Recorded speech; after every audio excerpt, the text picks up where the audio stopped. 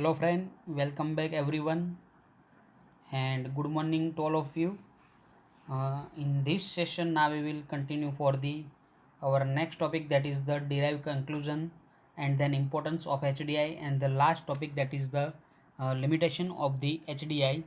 And you can see all the topic on the page number 25 and 26. In the previous lecture we already completed about the determinants of the HDI, that is the three determined. First one, that is the life expectancy, and second one, that is the knowledge, and the third one and last one, that is the standard of living. And now this topic you can see on the page number 24 and the top, that the first one, that is the life expectancy. Life expectancy means at the time of birth, uh, expected number of years a person will live at the time of birth of the population of a country determines the value. And if the life expectancy, yani ki if it is less than 50 years, then we said that the health facility is bad. And if the life expectancy is greater than 70, that's that's the health facility is good. And the second one, that is the knowledge.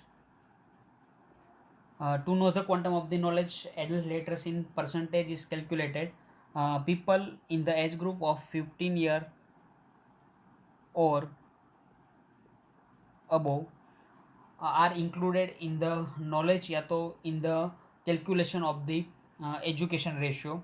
Two aspects are included in this. The first one, that is the number of years schooling, and the second one, that is the expected number of year of schooling, and the gap between expected and real या तो actual number of year schooling is taken to derive the value, and that is the knowledge. And the last one, that is the good standard of living. The standard of living refers to the availability of pure water drinking, and the second one, that is the medical service, then good sanitization, infant mortality rate, and the percentage of undernourished and malnourished children, that is the जो हम बोल सकते हैं कि जो कम wait वाले जो बच्चे होते हैं उनकी बात करते हैं. Next one, that is the per capita calorie available per day and mortality rate of the infants below 5 year, and then the fat and protein availability that are considered, which depends on income. And then the next topic, that is the important aspects, that's the maximum HDI is a 1, and the range of the HDI, that is the 0 to 1. And then third important aspects, that is the if the HDI is a closer to 1, it's considered to be more developed and it gets a higher ranking in the HDI. And if the HDI is farther from 1, that is the closest to 0, then considered less developed and it gets lower ranking in the HDI. And in the last important aspect, that is the in the 2014 HDI report, said about the Norway is the rank number 1, the first with the value that is the 0.944, and the last one, that is the Niger, the rank is 188 and with the value that is the 0.348, and the India at 130th with the 0.609. Then the next, that is the HDI report 2015, and according to HDI 2015, which has included world 88 countries and classify into 4 category. We remember that the first category is that is the highest, and the second one, that is the high, the third one, that is the moderate, and the last one, that is the low human development. And India comes into the moderate human development with the 130th rank with the value that is the 0.609, and the Niger coming to the low, and the first one, that is the Norway in the high human development. And now in this session we going for the our next topic, that is the derived conclusion. तो यहाँ पे friend अब हम समझेंगे कि derive conclusion के अंदर क्या क्या पॉइंट होंगे. तो you can see also page number 25 in the mid, that's the derive conclusion. तो यहाँ पे हमारे सामने 4 पॉइंट है, जो स्क्रीन में लिखे वही आपके बुक्स में है, तो दोनों जगह देखने की ज़रूरत नहीं है. आप देख सकते हो आपकी स्क्रीन के ऊपर. तो first one, that is the in the 2014 Norway is number 1 with 0.944 in human development. तो यहाँ पे कुछ समझाने की ज़रूरत नहीं है, हम समझ के आए कि फर्स्ट नॉर्वे था। जो रैंक की हम बात करें तो 0.944। द इंडिया की बात करो तो India is at 130th with 0.609 in the list of 188 countries. तो यहाँ पे दोनों कंट्री का पिक्चर क्लियर हो गया। First country that is the Norway, and India यानी हमारा कंट्री जो कहाँ पे है 130। And you can see in the last paragraph that is the niger. Niger in the continent of Africa, कि वो अफ्रीका का देश है एक। और उनका जो रैंक है वो लास्ट है 188। एंड जो वैल्यू की बात करें तो 0.348। तो यहाँ पे हमें तीनों कंट्री की बात कर दी, first one Norway, last one Niger, and हमारा इंडिया की, तो इंडिया 130th पे है। And the third conclusion that is the India comes in moderate human development. तो हमने अभी भी रिवीजन में भी देख लिया कि इंडिया कहाँ पे आ रहा है, और यहाँ पे भी है कंक्लूजन के अंदर कि इंडिया मॉडरेट ह्यूमन डेवलपमेंट में आ रहा है in the classification of human development index. तो हमने आगे चारों क्लासिफिकेशन देख लिया था। जहाँ पे इंडिया की बात करो तो India comes in the moderate, and the Norway is comes in the highest, and the Niger is comes in the low human development. And the next topic that is the importance of human development index. There are six different importance of the HDI, and now we discuss about the our first importance, that is the HDI is a complete, as is not only tax economic factor. You can underline not only tax economic factors but also includes social welfare by giving importance to education and health. तो friend H D I की हम बात करें तो H D I के अंदर सिर्फ economic factor नहीं है, इकोनॉमिक के साथ साथ हम नॉन इकोनॉमिक को भी कंसिडर कर रहे, लाइक एजुकेशन एंड हेल्थ। तो आपको पता है कि there are 4 indicators of the economic development. First one that is the national income, and national income consider only economical factor. Second one that is the per capita income, and per capita income consider only economic factor.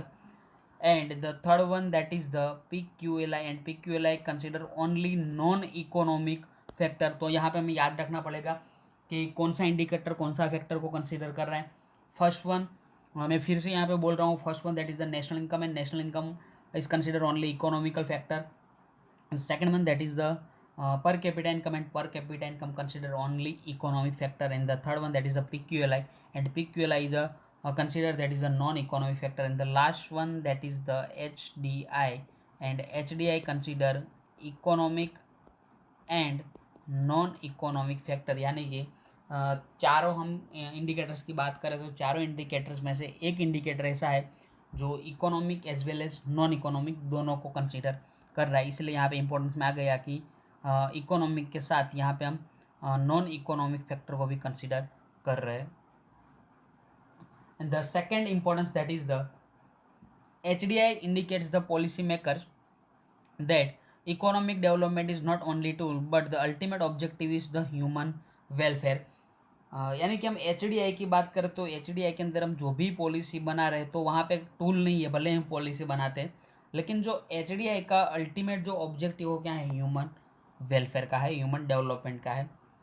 The next one that is the true progress is equal to economic progress plus social progress. यानी कि हम true progress किसको बोल सकते हैं, अगर society का भी प्रोग्रेस हो रहा है साथ साथ इकोनॉमी का भी प्रोग्रेस हो रहा है तभी हम बोल सकते हैं कि ट्रू प्रोग्रेस हो रहा है। तो यहाँ पे हमने अलग अलग 3 इंपॉर्टेंस देख लिए। फर्स्ट वन में हमें बताया कि दोनों फैक्टर को consider economic as well as non economic.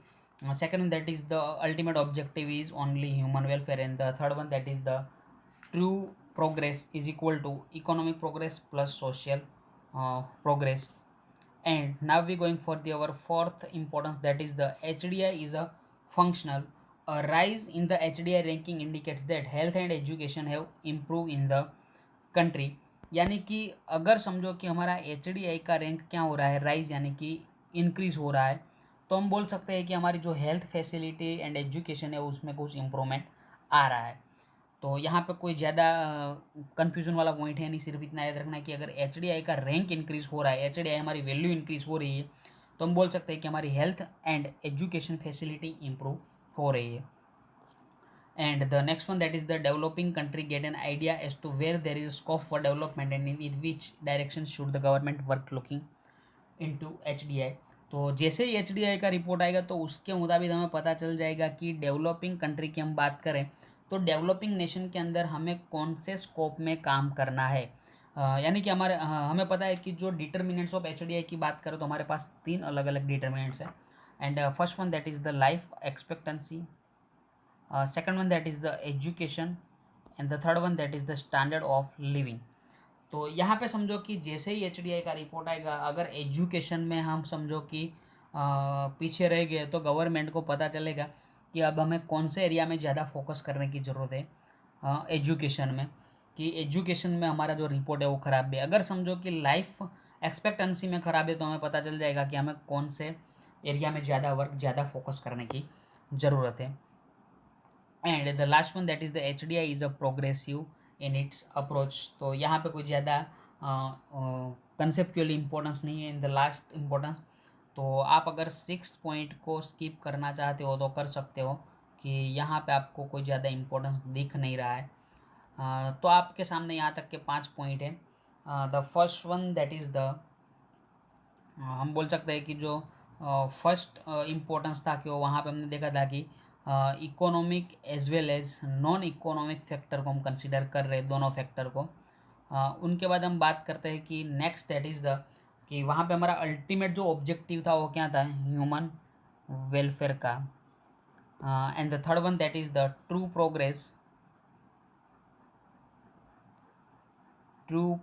Is equal to economic progress plus social progress. मैं आपको वही स्क्रीन बता रहा हूँ फ्रेंड।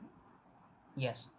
तो यहाँ पे आप तीनों देख सकते हो कि यहाँ पे economic as well as non economic दोनों को हम कंसिडर कर रहे हैं। सेकेंड वन में हमारा जो अल्टीमेट ऑब्जेक्टिव क्या है, ह्यूमन वेलफेयर का।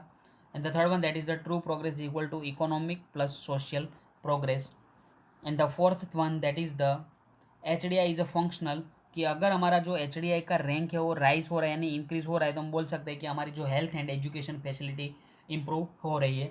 And the fifth and last, that is the कि अगर डेवलपिंग नेशन को वहाँ पे पता चलेगा कि हमें कौन से एरिया में कौन से स्कोप में हमें ज़्यादा फोकस करना है तो हम HDI के मुताबिक हम वहाँ पे देख सकते हैं। तो यहाँ पे हमने पांचों अलग अलग इंपॉर्टेंस, 6 इंपॉर्टेंस है, लेकिन लास्ट जो इंपॉर्टेंस है उसका कुछ ज़्यादा यहाँ पे कंसेप्चुअल इंपॉर्टेंस नहीं है तो उनको हम याद रखने की कोई ज़रूरत नहीं है। आपको सिर्फ यहाँ पे 5 इंपॉर्टेंस याद रखना है। एंड हमारा जो चैप्टर की बात करें या तो आज के सेशन की बात करें तो लास्ट क्वेश्चन ये है कि लिमिटेशंस ऑफ द HDI। तो यहाँ पे 3 लिमिटेशन ही हमें याद रखनी है। The first one, that is the only 3 social indicators are included in HDI which is less other social indicator should have been included. तो फ्रेंड जैसे हमने PQLI की लिमिटेशन आपको याद होगी या तो आप देख सकते हो अपनी बुक्स के अंदर पेज नंबर 23 के ऊपर। तो वहाँ पे जो फर्स्ट लिमिटेशन थी वहाँ वही लिमिटेशन यहाँ पे HDI के अंदर दोनों सेम ही है कि HDI की बात करें या तो हम PQLI में, दोनों में हम 3 डिटर्मिनेंट्स को कंसिडर करें, ओनली 3 सोशल इंडिकेटर्स, जो काफ़ी नहीं है। और भी हमें ज़्यादा सोशल इंडिकेटर्स को क्या करना चाहिए, इंक्लूड करना चाहिए। तो हमने पहला जो first limitation of the PQLI and the first limitation of the HDI is both are same. उनके बाद हम बात करें तो second limitation, that is the all 3 indicators are given equal weightage but in reality in different situation different indicators become more important. तो friend यहाँ पे हमने जो तीनों हमारे पास इंडिकेटर्स थे कि life expectancy, second one that is the education and the third one that is the standard of living, तो तीनों को हमने इक्वल वेटेज दिया था, इक्वल इम्पोर्टेंट दिया था, तीनों को मैक्सिमम 100। लेकिन यहाँ पे जो लिमिटेशन हो रही कि हमें जो ज़्यादा इंपॉर्टेंट डिटर्मिनेंट्स हैं उनको ज़्यादा इंपॉर्टेंट देना चाहिए। तो हमें पता है कि education is the more important determinants of the HDI as well as PQLI। तो हमें यहाँ पे ज़्यादा कुछ इंपॉर्टेंस देना चाहिए, ज़्यादा वेटेज। लेकिन हमारा जो इकोनॉमिक की बात करें तो वहाँ पे ऐसा बोल रहा है कि तीनों को हम कितना वेटेज देते हैं, इक्वल, जो गलत है। जो ज़्यादा इंपॉर्टेंट है उनको ज़्यादा वेटेज देना चाहिए और जो कम है उनको कम वेटेज देना चाहिए। And the last one, that is the human development index is not absolute expression, it only shows the relative progress as it compares only one country with the other।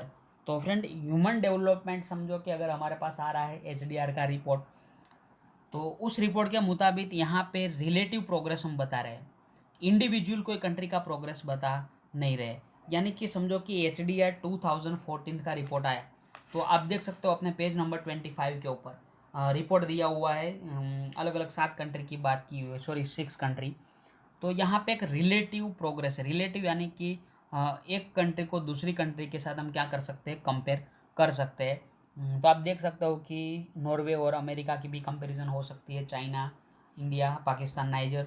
तो उस तरह ह्यूमन डेवलपमेंट की बात करें तो कोई absolute expression नहीं है, एब्सोल्यूट यानी इंडिविजुअल कोई कंट्री का पिक्चर क्लियर नहीं कर रहा है। रिलेटिव रिलेटिव यानी कि एक साथ ज़्यादा कंट्री का पिक्चर क्लियर हो रहा है। यहाँ पे हमें पता है कि HDI 2015 में 188 कंट्रीज इंक्लूडेड हो रही है।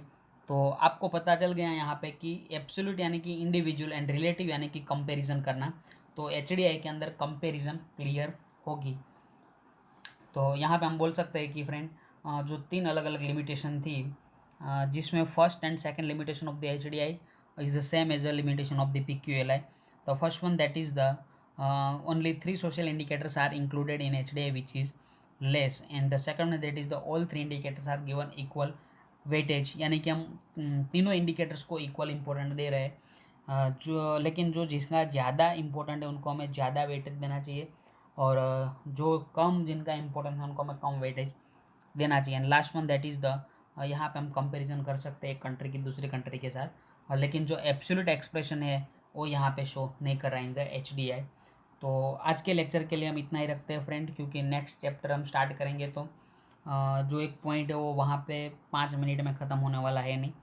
तो हम नेक्स्ट चैप्टर हमारा नेक्स्ट लेक्चर में स्टार्ट करेंगे, लेकिन आप फिर से पेज नंबर 26 पर ही रहना, और वहाँ पे जो लिमिटेशन दी हुई है आप देख सकते हो, लिमिटेशन ऑफ HDI, उनके एग्जैक्ट नीचे देख सकते हो कि other than HDI we have GDI, that is the gender development index.